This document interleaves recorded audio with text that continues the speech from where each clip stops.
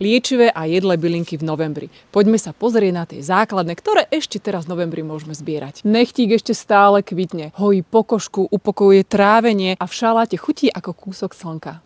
Chuť príjemne korenistá. Listy púpavy zažívajú svoju druhú jar. Detoxikujú naše trávenie a ideálne po ťažkých jesenných koláčoch.